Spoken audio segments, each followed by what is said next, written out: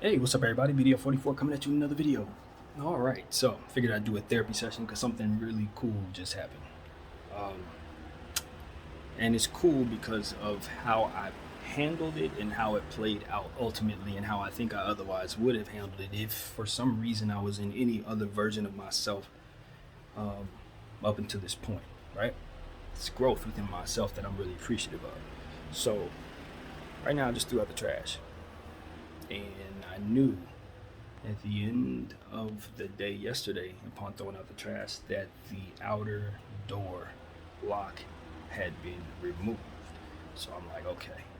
Now, that part had left my mind when I went out there this morning. Of course, I took my keys with me. I never ever lock myself out. I have a very good, knock on wood, habit of putting things in places that are always easy for me to reach, and being very systematic about making sure I reach for those things, and the keys are definitely at the top of the list. So for example, my keys go in the same pocket every single time I tap my left pocket where it's supposed to be before I even close my door, by habit, and I've been doing that since I was a little kid. So I'm never gonna lock myself out because of those habits. But but if for some reason the key doesn't work, you still find yourself locked out. So that's what happened to me. I went out there, threw my trash out, keys in hand, but that outer door lock did not respond to my key. So I'm like, uh-oh. So I'm very calm. It's early in the morning, so I'm not about to start banging and screaming. It's 8 right now. So at that time, it's probably about 7:50, 7:45. So I'm like, all right, let me quietly try to find another way out, because it's 3 ways out. I don't have to necessarily go through that particular door, and since I do have my key, all I got to do is make it to the street and I can get into the front. So I'm like, all right, let me do that. And I try to go around the back way, go through the gate. I've never ever been back that on that side of the building in my entire time living here, so that was my first time seeing back there. I wasn't sure if it was easy to get through the opposite gate, or if they had that blocked off in some kind of way. Maybe, it looked like it had some growth over it, so people hadn't gone through that area at all. And a spider had taken over the entire area. Big boy with like fur all over him. So he wasn't just a little bitty spider. This was someone who had established himself and would have been very unhappy if I broke down what he put together. But the only way I was going to get through was to go straight through him, and that didn't seem very wise to me. So that looked cleared off. I was trying to figure out if there was another way around it without breaking down his thing. It wasn't. It was either through him or not through that way. So I'm like, okay, that doesn't look like my greatest option. Let's see if I can go another way. So I go back around to the other side, and now I know that it's been a long time since I had to go through that electrical gate that the cars go through, because I didn't have my car all year. I let my car go a long time ago. So last time I had access to that gate, it had a manual crank system. You can go to the little box on the side, get the crank that's usually there, put the crank in and churn.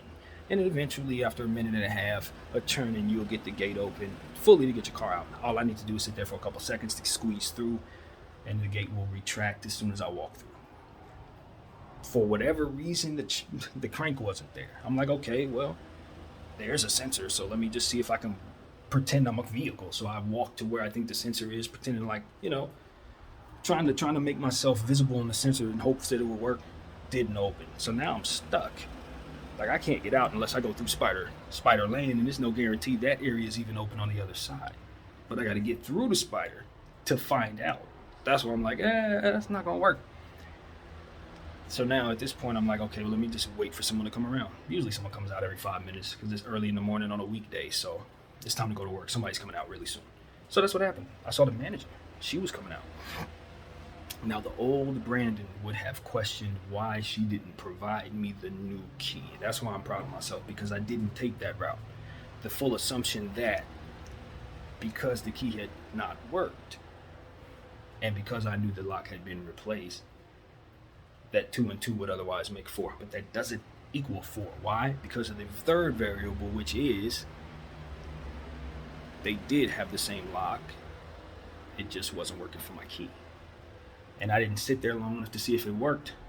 That in that regard, I sat there, tried to turn it, remembered, and then walked away. So it wasn't like I was sitting there, none of that. No, I did it once or twice. Damn, they replaced the lock. Tried it again just to see, left it alone. And I think it was one of those situations where because it was the manager, she was able to come through, try the key, because she knew there was no necessarily need to replace everyone's key because it was the same lock, but I didn't know that, and my key wasn't working. So it was like, if I play it a certain way, I have an unnecessary encounter based on ignorance that otherwise just was happenstance. If I'd have sat there and jimmied a little longer, it opened up, and none of that would have never even had to happen. And because of the presence of this meditation and all this different stuff I've been thinking about in regards to looking at things a certain way and having all these different conversations in this camera, it's kind of trained me to be in the moment and handle things in such a way where I leave room for what doesn't appear to me to be possible. Like, the only thing I can see is my key ain't working. I know the clocks are changed. Here comes the manager. Why hasn't she given me the key to the new thing, right? That's the conventional thought. I think that's the thought that 9 out of 10 people gonna jump to. Why didn't she give me my key? Why would she replace the lock without giving me the key? But, keeping your cool, maintaining your balance, and understanding that there are things that could be that you can't necessarily see, but could be. And that's why you need to be cool and keep your tone down and be fair and be nice and be warm. It's early in the morning. You know, you're frustrated, but that don't mean you got to take it out on somebody else. And because I didn't, she was able to jimmy the key. It was a good interaction. And I was proud of myself for not jumping to a conclusion that I otherwise would have most times with this type of brain that I have. 9 out of 10 times I'd have been like, okay, I think it would have been best if you would have given me the key before changing the lock and all this other stuff that would have been confrontational and catty and just trash of me, dare I say. That's how I would have reacted in the past. I don't like that version of myself at all. And I didn't let that person become who I was today. I'm growing out of that.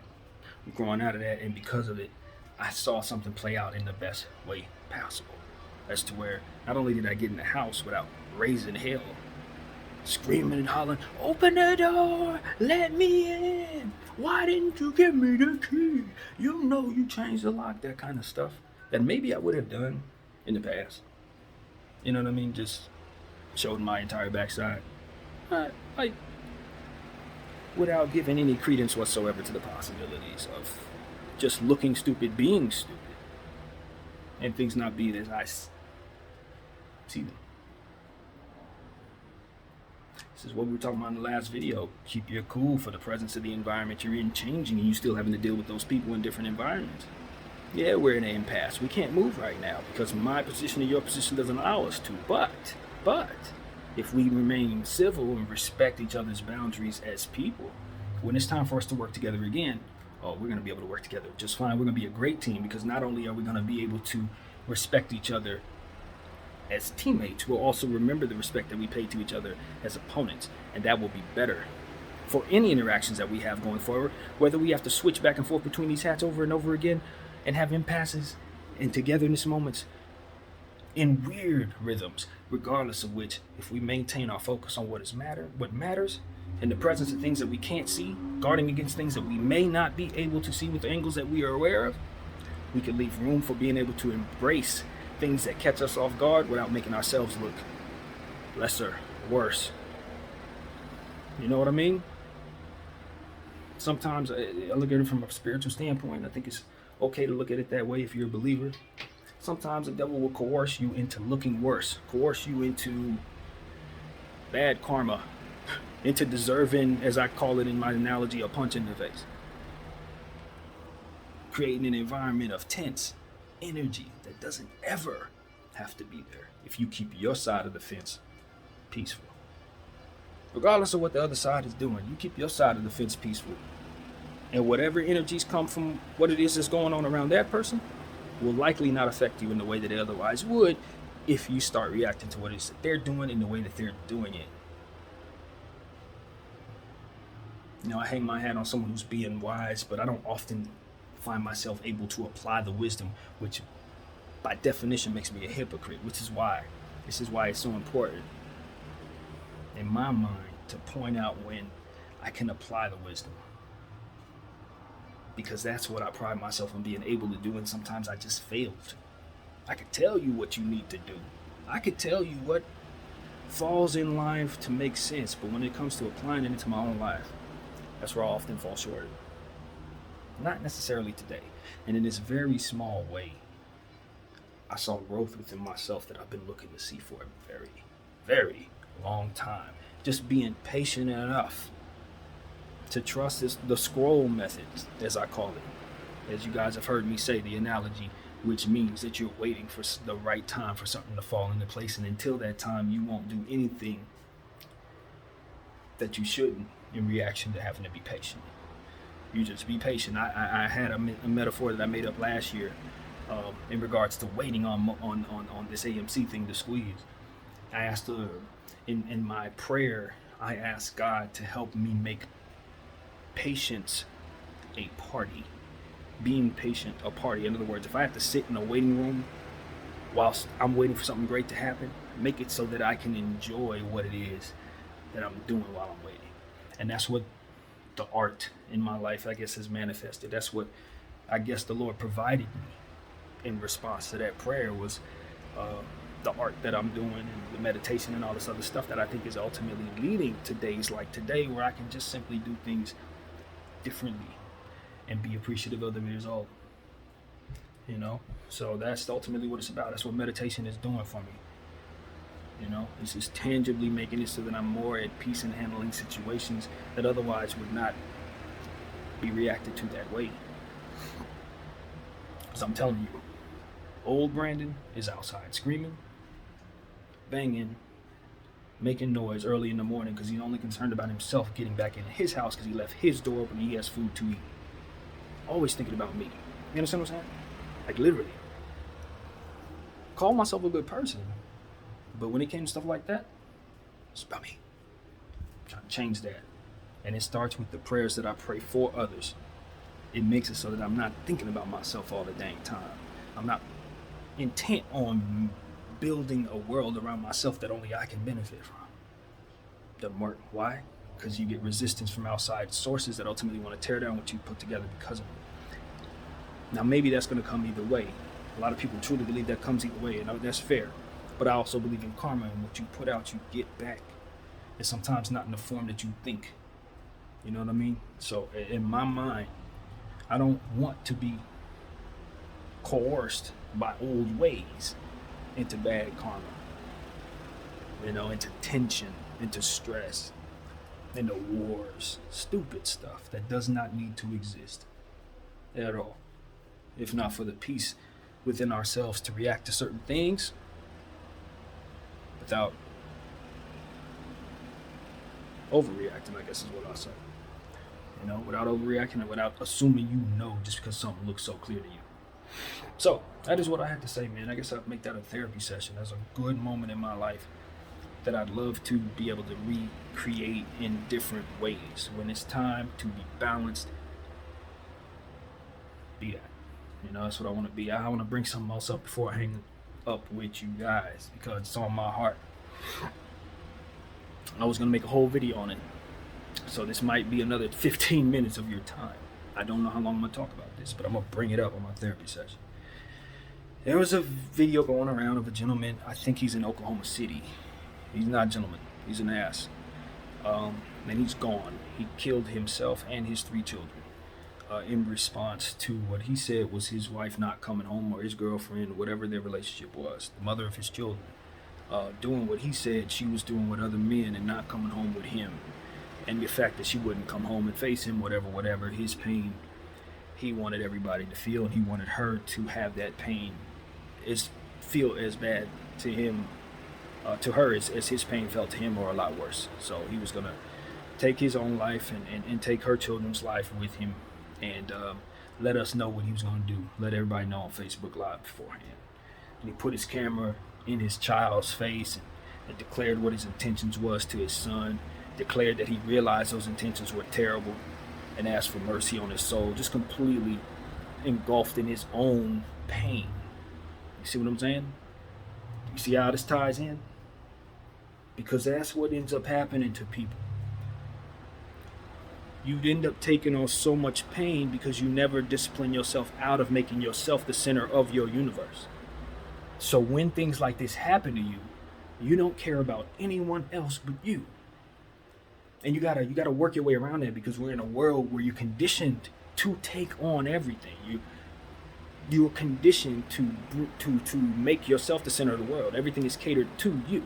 So a lot of people aren't able to discern that that is not an energy that they can use in life with others, just because our lives are customed based on those who are around us, who are dreaming up ways to make life easier for us, or dreaming up ways to get money out of us, or what have you. Just because consumerism is about you does not mean that when you're interacting with others and you're dealing with your family and you're dealing in matters of pain and hurt, that the world can be about you.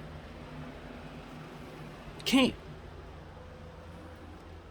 You know, and he allowed himself to sit in his own pain in such a way till he lost love for things that he was responsible for taking care of. He lost love for self. He never even found love for self because he was having his own mental totem pole. That's what I call it, a mental totem pole. Be attached to someone else. That level of sickness is something that everybody who has mental illness and who has attachment issues and things like that, they have to get help for. You have to get help for that. I don't think that man chose to be that evil. I think he allowed himself to fall into that type of depression based on things that probably led up to that he probably had no control over, that he needed help with. But even in a sense, you also understand that there were also things within that circumstance that he could have done to keep himself from being so centered on her being what keeps him together. You see what I'm saying? So for that type of thing, you know, my feelings in regards to that situation are not positive. I don't have good thoughts about that, but that's not what I'm here to bring to you. What I'm saying to you is, he needed to be intent on making things not about him, so that when she did whatever choices she made, he saw within himself the ability to find peace and elsewhere, and take that same totem pole, so to speak, and stick it somewhere else, as opposed to having it stuck on her actions and her choices. I was like that to obviously a much lesser degree, but like that with my ex, because it was like my mental health and what I had going on was like, I want to be with her and I'll let everything else fall apart, because it was really me trying to duck away from different things that otherwise were anxiety inducing and mental health inducing stuff that I was struggling with. So rather than to address those things and face those anxieties or whatever you call those, I would look for outlets. So for me, it was my ex. Now I got a relationship now. I don't have to pay attention to school because that's anxiety for me. My grandmother wants me to go to school. My mother wants me to go to school. I don't want to do that. My mental health is wrapped up in staying away from that. I'm on that, and I'm staying on that. At that time, I didn't understand myself, so I wasn't working against that. I was with that. I was enabling myself in that way. So it was like, all right, no, I reject anything that otherwise challenges me. And I'm going to go toward anything that otherwise allows me to get away from those challenges. So, yeah, when my ex did what she did, making choices as a 25-year-old does when she's ready to move on from the relationship she's in, it affected me in such a way that made it so that I was drinking myself to sleep, being mentally abusive to her, saying things to her that would put her down, unnecessary stuff that I had no right to feel or say based on just the overall nature of not owning someone else. You know what I mean? You don't own that person. They didn't do nothing to you. You know what I mean? They made choices within their lives, and if they lost you in the process, you have to react to that. But that's their life. They're using their body as they feel. If they want to be with someone else, spend time with someone else, that's their prerogative as free human beings. And so as we live our lives with binding agreements with people and emotional attachments and the love we have within ourselves applied to them, we think that because we're devoted in such a way that we are, for whatever set of reasons, mine being her as an outlet, we think it's incumbent upon them to give us the same thing. They have to. And if they don't, then we have rights that otherwise we don't have. You gotta guard against that if you're a selfish-minded person like him. You gotta guard against that if you're a selfish-minded person like me. Not to say that I would ever do something like him, but the point is you don't know how bad you will get if you allow yourself to get that hurt. If you allow someone else to be the center of what you are about. You don't know how far you will take it, because once you get that hurt, then the enemy takes over. If you believe in what I believe in, then it's about how he can destroy what it is that you are. You're going to be trying to make that person hurt. In his case, he's trying to hurt her, but all he really did was destroy himself and his entire legacy, because he was upset at the choices of a woman who obviously wasn't right for him in the first place. You know, and now he gets to go deal with what comes with the afterlife of that. If you believe in what I believe in, it's not going to be nice.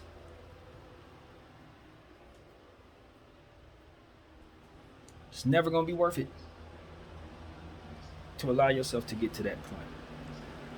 And in my humble opinion, the best way to not get to that point is to not make yourself and all of your taking back be the only thing that keeps you standing straight up. It gotta be the love of other things. It gotta be the love of your children. It gotta be the love of something else other than just yourself, because life isn't fair. And if it's all about only what you take back and you can't see yourself as a solution to anything other than yourself, the world will close in on you, and all you will feel is your pain. And you will react to your pain however your psyche allows you to. And that is a volatile place for a lot of people, many of whom think they are under control. Many. I don't think any of the people who did the things that they've done that we think are absolutely crazy, a year ahead of time saw themselves doing those things. Speaking specifically of those spontaneous, crazy moments of passion. Nobody expects themselves to do that. But when you get to a point where you are hurt beyond understanding and all you feel is a seething pain and that's it, yeah, your demons are going to take over. And whatever they do, they do. And if you're not aware of those demons, then they're going to do something that's going to shock you. And that's what I know. And so I'm just sad by that whole situation. Obviously, my condolences to the lady who's left behind. It's not my point of view to look at what he said and judge those things. Those things weren't good, but with his state of mind, there's no way of knowing if what he was saying was actually the reality. And that's the reality that I see when assessing that situation specifically. For all I know, what he was perceiving was all fake. What he saw was not real, because he was in fact dealing with a mental breakdown, a complete psychotic breakdown. That's obvious. That was obvious in how he was talking. It was obvious in what he was saying. But what I detected was the pain, the deep settling of agony. That rarely, I will say, is found in the subject it's pointed at. Usually it comes from a deeper place that has probably been coming at that person over a flurry of different events that ultimately led to that being the straw that broke the camel's back. That's how that goes. And from when he finally meets her, it's like, this is the last one. That's how that usually goes. I'm not going for no more. And that's why it's very important to identify when a person is broken. You can't just go for people because they have money. You can't just go for people because they're smart. You can't just go for people because they good looking, all that superficial stuff. I promise you, you're going to walk yourself into a situation like this maybe. And the word maybe is important because you don't know what your variables are. But the point is, if you go after the wrong stuff, you're going to fall into something you ain't looking for. You better find that substance that y'all don't have no interest in. Oh, she's cute. She got money. Oh, he can fly me all over the place. Yeah, he can. Yeah, all that's cool. But are they governed properly up here? Are you sure they won't flip out and do something like him? Are you sure they won't do what he was complaining about that she may not have done or may have done? And it's true. It's worth saying. When you are reckless with people's hearts, you open the door for stuff, man. Ma'am, whomever. You open the door for stuff. We can run around like we're gods if we want to. I can get this chick, I can get that chick, I can do this. I'm a rich man, I can do everything I want. Playing with people's hearts. Bad things, volatile things come about. Real bad, vicious responses that are long lasting and far, far overboard. And this is the worst possible way of doing it, in my opinion. But we've seen other ways that are bad. And so we just gotta be guarded against certain stuff, man. Pick and choose wisely. You get one life. You know, them tough decisions. I always say certain mistakes you can't make twice. Some mistakes you can't make once. That's why wisdom is so important. That's why I try to embed that in everybody I speak to that'll listen to me. I don't have the answers for everything, but for some weird reason, spontaneous wisdom just pops up in my head for no apparent reason, and I really believe it's for a reason. And I just shoot out there what comes to me, and it has always been something that I could trust. And so I hope you heed what I have to say and apply it as you see fit if you believe it to be the case, man. I really do believe that you have to be careful about who you choose. A lot of these things that we prioritize in regards to who we want and what we'll settle for. Some of the things that we have slid to the top need to come down, and some of those things that we have on the bottom need to really be given a little more credence.